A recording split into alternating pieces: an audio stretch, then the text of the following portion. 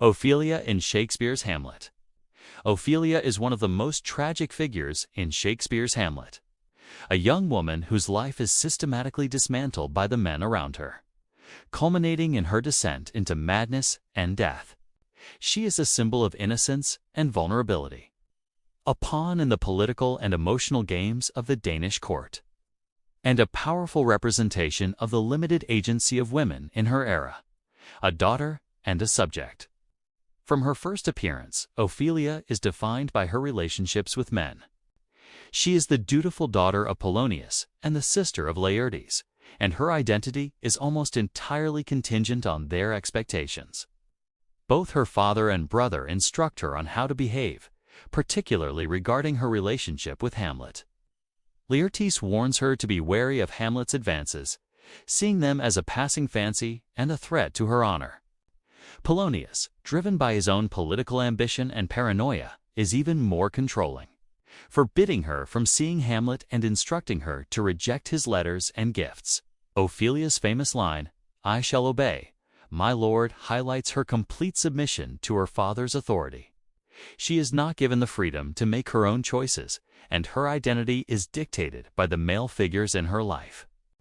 This obedience, which initially seems like a virtuous trait, becomes her undoing as she is forced to deny her love for Hamlet and participate in her father's schemes to spy on him. The victim of Hamlet's cruelty, Ophelia's emotional destruction is catalyzed by Hamlet's erratic and cruel behavior.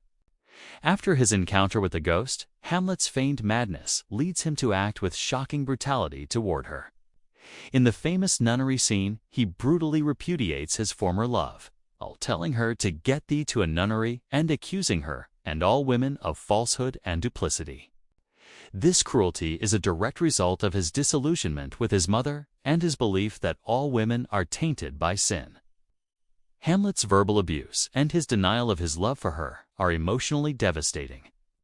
He tells her, "I loved you not," an act of psychological torment that shatters her world. The loss of her father's approval and her brother's support is compounded by the loss of Hamlet's love, the one person she truly loves. The descent into madness. Ophelia's sanity begins to unravel after Hamlet's rash murder of her father, Polonius. This event is the final straw, a trauma that is too much for her fragile mind to bear. With her father dead at the hands of the man she loves, and with her brother away, she is left completely alone and without a male protector. Her madness is characterized by her fragmented songs and speeches.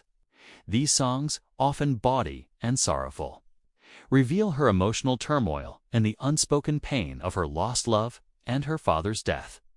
She hands out flowers and herbs to the court, each with symbolic meaning: rosemary for remembrance, pansies for thought, fennel for flattery, and rue for sorrow.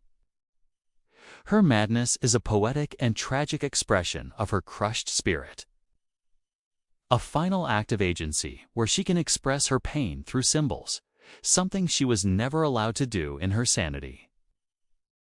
A tragic death. Ophelia's death is one of the most poignant moments in the play.